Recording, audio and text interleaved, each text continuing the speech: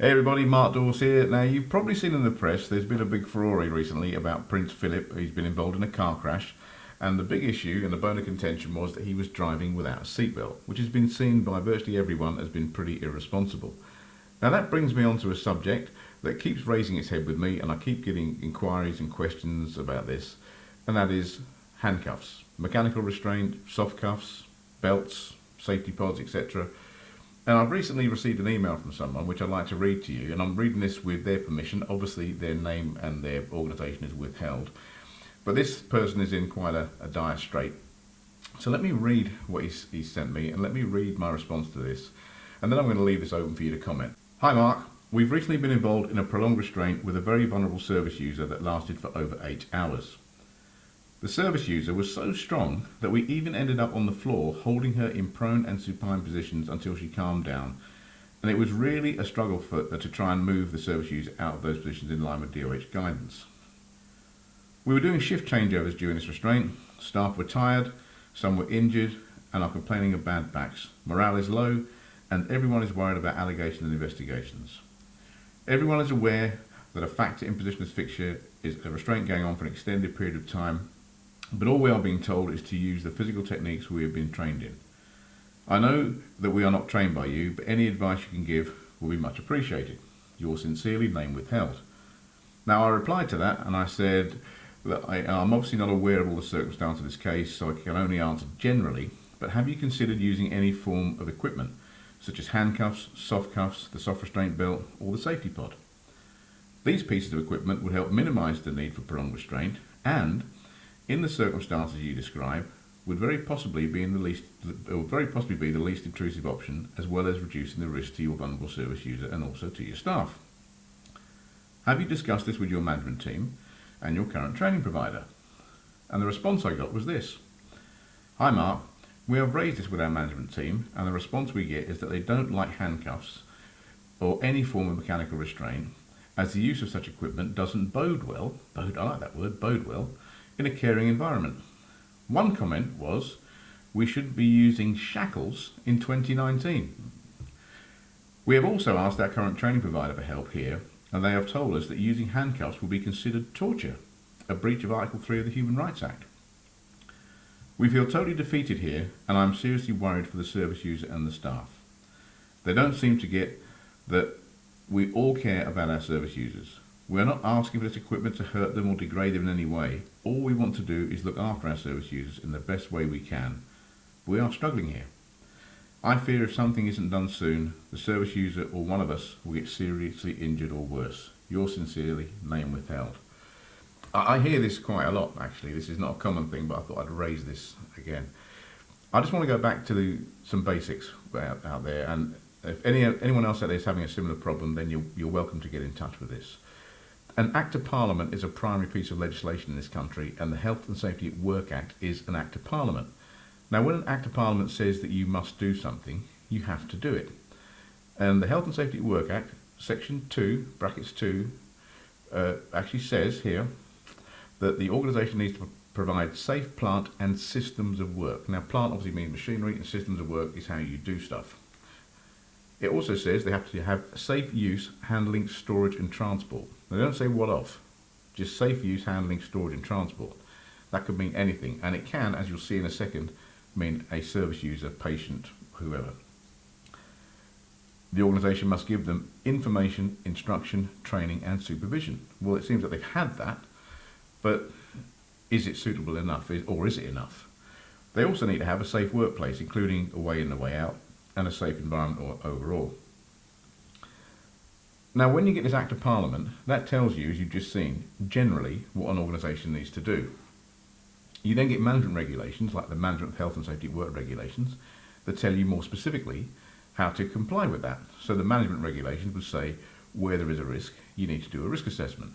And then, underneath that, you've then got the manual handling regulations. And physical restraint, physical intervention, PMVA, call it what you like, is a manual handling activity because we are manually handling someone. So it is a manual handling activity by default.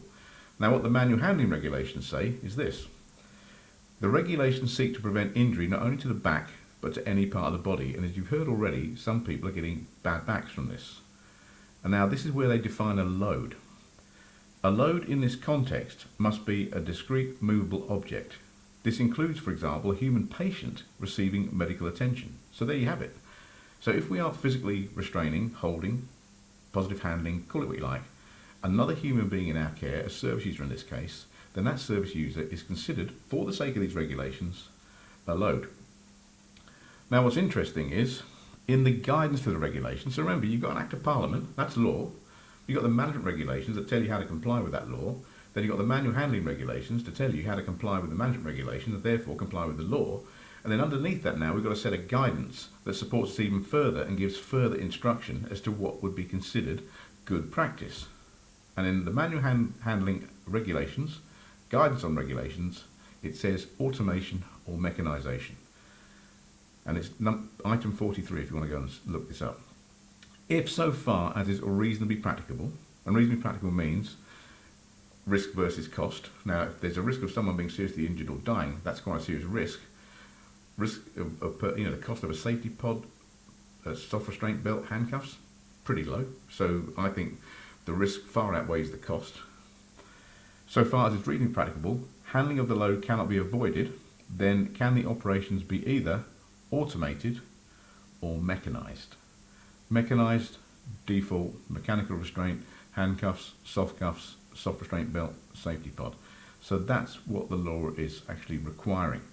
So I know there's an issue out there, and there still is in 2019. I mean, someone called these things shackles. They're going back to Victorian times. And I actually heard on a Panorama programme some time back about Broadmoor, I heard a psychologist referring to handcuffing people as shackling them. So they still have this history in their head that the only reason we want to put some form of restraint equipment on someone is to shackle them, tie them to a wall and leave them there for 6 months. That's not the case. As you've seen in this, these people care about their service users and they care about each other.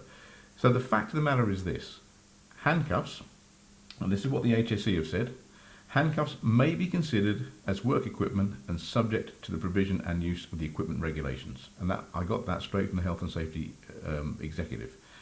So if you need to use handcuffs or any other form of equipment, soft cuffs, soft restraint belt, safety pod, then they can be considered work equipment. And just on one moot point here, someone said that these things can be considered torture. A wrist lock can be considered torture. Hitting someone over the head can be considered torture. Locking someone up in a room for months on end and not giving them food and water can be considered torture. But by the other end of the spectrum, if we don't do something that we know we should do, that's going to result in someone being seriously injured or killed, then we're in breach of the duty of care to them. And if they die, we are possibly violating Article 2 of the Human Rights Act, which is the positive obligation to preserve life, which, by the way, overrides Article 3. So where we are considering someone's life, that overrides the issue of torture. And it's not to say, by the way, that handcuffs are torture. They are far, far from torture. You've got to reach a really high threshold to meet the actual requirements for torture. So I'm telling you now, in this type of scenario, if a piece of restraint equipment will reduce the actual prolonged restraint down to a shorter time, that is decreasing a risk. If it's reducing the patient's suffering or the service user suffering, that is decreasing risk. If it's decreasing staff getting hurt and injured, that is decreasing risk. These are vital pieces of equipment that cannot be ignored, and in circumstances they should be used. Now, I'm going to have a dialogue with this person. They've contacted me. They were quite happy for me to share that information with you, provided I didn't tell them who they were or which organisation they were from. And it's no one that I train, as you've already seen. That I've not trained these people; they're not part of my client group. But they are quite concerned about this. So I'm going to have a discussion with this. And if any of you have issues like this, drop me an email, as this person did. They went on our website and went to the Ask Mark page or the Contact Us page and sent me an email and said, "Look, can we discuss this?" And I said, "I'm happy to do so. Do you mind if I share the information?" They said, no problem at all. Just keep us out of this thing here. So hopefully this will help a lot of you. Doug Melia, Palcash, if you've got any comments on this, Jim Snipe, I'm pretty sure you'll have a comment on this from Australia. Feel free to comment below, and any value you can add, guys, to help people like this in these circumstances will be most welcome. So thanks so much for listening, and I'll speak to you soon.